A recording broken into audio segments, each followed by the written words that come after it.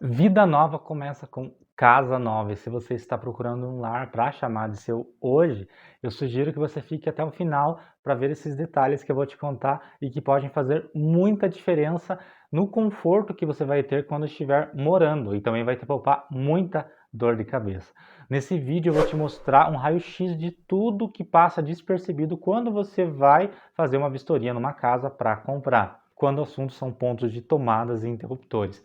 Eu não vou falar hoje sobre as coisas básicas que sempre tem em qualquer casa, por isso que o engenheiro do banco que vai visitar lá para liberar o financiamento e o próprio engenheiro que fez o projeto vai ver, vai fazer o mínimo exigido. O que eu quero te mostrar aqui são coisas, são diferenciais que só as melhores construtoras vão fazer por você. Olá a todos, meu nome é Isaías Wandowski do canal IVM Engenharia Elétrica e eu trabalho há mais de 10 anos com projetos e obras elétricas e nesse tempo eu já fiz de tudo. Eu já fiz casa de menos de 40 metros quadrados, já fiz casa acima de 1.000 metros quadrados, já fiz prédio com apartamento minúsculo por andar, também já fiz prédio com um apartamento apenas por andar, e eu quero passar nesse vídeo as dicas do que nós como projetistas de elétrica e também engenheiros civis afins, deixamos de espera de tomadas e também se a construtora que fez aí na tua casa ou que fez aí o teu apartamento fez um basicão só ou se ele deu uma incrementada nos pontos. Eu trabalho para dois tipos basicamente de empresas, que são construtoras que eu chego lá com o projeto elétrico, com as plantas, com os pontos elétricos, e ela sai cortando tudo porque não quer nada do que eu coloquei, só quer o ponto básico que a norma exige e acabou, e tem aquelas outras que eu já chego lá e ela já começa a complementar vários itens para que fique uma casa muito melhor. E eu já fiz apartamentos de alto padrão com o mínimo de tomadas exigido, e também já fiz apartamentos com menos de 50 metros quadrados, bem completinho, bem fechadinho. Então você tem que ficar ciente que você pode cair numa dessa, tanto num apartamento pequeno quanto num grande. Então fique atento a esses pontos. Vamos começar com a cozinha. A cozinha você vai encontrar no mínimo um ponto de geladeira, um ponto em cima da pia e outro em cima do fogão, ou às vezes abaixo dele, ou às vezes dois. Se a empresa colocou uma tomada dupla em cima da pia, já melhora um pouquinho. Se ela colocou duas tomadas duplas, a coisa melhora ainda mais. E se a tua casa for maior e tiver uma parede que você possa colocar também tomadas de bancada na pia ou uma ilha, é claro que tem que ter tomada nesses pontos e quanto mais, melhor. Em apartamentos maiores temos vários projetos que já deixamos a tomada para lavadora de louça, para forno elétrico, para micro-ondas, para coifa. E se teu apartamento tiver todos esses pontos, você é um sortudo, é perfeito.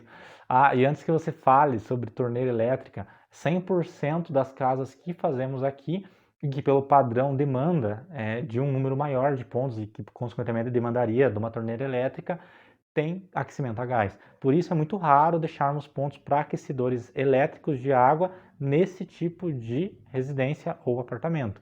Isso falando para casas e apartamentos fabricados, claro, em larga escala. Se você tiver uma obra específica ali que o cliente fala, olha, eu quero torneira elétrica, é outros 500. Estou falando para várias casas iguais.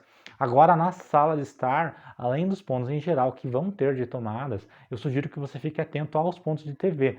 Tem que ter pelo menos um ponto elétrico a cerca de 1,10 ou 1,30 de altura para a TV e outro ponto elétrico embaixo do rack, onde você pode colocar o modem, o sistema de som, entre outras coisas. Quando essas casas de entrada do programa Casa Verde e Amarela, eu costumo deixar uma caixinha 4x4 de telefonia atrás ali de onde seria o rack para a entrada dos cabos de telefonia para a espera de pontos de TV, se for necessário. Também, se você tiver uma TV 4K, por exemplo, você pode aproveitar um cabeamento próximo ali ao modem ao máximo, porque ela melhora muito a velocidade. Eu já tive alguns projetos aqui de apartamentos que a construtora deu o apartamento com o cabo de rede passado. Isso é bem raro de acontecer, porque custa bastante dinheiro para a construtora, mas é um ótimo diferencial para a compra. Se você comprar um apartamento que já estiver os cabos de rede, é maravilhoso. Só voltando para reforçar que essas são definições para residências que têm várias iguais. Se for caso feito sob medida, você tem que pensar individualmente para o cliente. E se você gosta desse tipo de vídeo e quer ver sobre uma casa individual, curta e se inscreve no canal porque já tem vídeos aqui falando sobre isso. Aí eu detalho bem certinho tudo que vai. No quarto, geralmente, é poucas tomadas e o que eu sempre deixo são tomadas de cabeceiras e interruptores de cabeceira. Fique atento a esses interruptores de cabeceira, porque é ótimo quando tem um interruptor ao lado da porta e ao lado da cabeceira.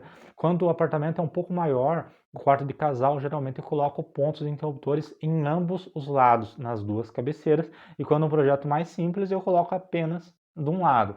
geralmente é padrão dessa forma, só se a casa for feita sob medida que muda. E não está errado em nenhuma forma de fazer, tanto um interruptor simples, talvez só na entrada, quanto os paralelos. Depende do que a construtora quer passar para o cliente. Quanto mais interruptor, mais conforto tem, isso eu te garanto. Ah, e a iluminação no Paraná, nós temos vários apartamentos e casas que vêm apenas com forro de gesso ou o drywall e não vêm com a luminária. Algumas casas mais baratas vêm apenas com o bocal da lâmpada. Isso já se tornou um padrão de construção civil aqui na nossa região. Então, se você pegar a chave ou for comprar um apartamento em planta, fique atento, porque provavelmente você vai ter que gastar com luminária e lâmpada.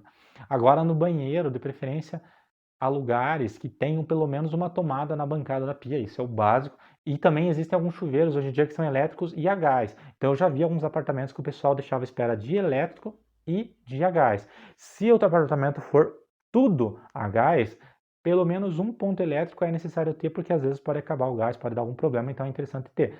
Fique atento a isso também. Geralmente, quando acontece isso, o chuveiro elétrico é na parte ali de área de serviço. Se o banheiro tiver nicho, verifique se eles deixaram pelo menos a tubulação para fazer iluminação fita de LED no nicho, que hoje é tendência e fica bem bonito. Então, se você não tem um nicho iluminado e não tem essa esfera, você vai ter que quebrar para fazer, então é muito ruim. De preferência a empresas que pelo menos deixam o tubo passado já. Outros pontos em geral que é bom você ficar de olho é na entrada de telefonia. Pelo menos tem que ter um tubo aí de 1 polegada, que é cerca de 2,5 centímetros interno, mas se o teu apartamento tiver um tubo de 2, seria o ideal, que o pessoal da internet não vai mais reclamar com você. Eu já tive casos que a gente foi ver a manutenção numa casa e as casas de todo aquele condomínio, eram várias casas, o pessoal da internet simplesmente falou que não queria passar o cabo por baixo, mesmo tendo a tubulação por baixo, porque o tubo era muito pequeno. Então foi uma coisa assim que a pessoa comprou a casa achando que teria toda a infraestrutura por baixo da casa e acabou que tem um monte de cabo passando por cima da casa, por causa desse pequeno detalhe. Então fique atento a isso. Outro ponto que eu vejo muita gente, mas muita gente não se ligando a respeito do disjuntor. Fuja, o disjuntor geral, claro.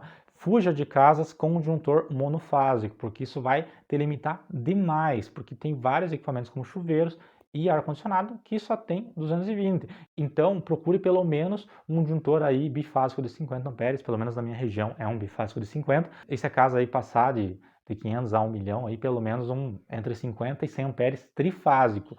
E dependendo dos equipamentos de ar, aquecimento solar, piscina, aquecimento de piso, entre outros, o padrão de entrada pode ser ainda maior. Se a casa ou o apartamento for acima de 1 milhão, tente dar uma olhada ali se não tem um de 100 até 200 amperes, pelo menos. Se você tiver menos que isso, vai te limitar demais mesmo.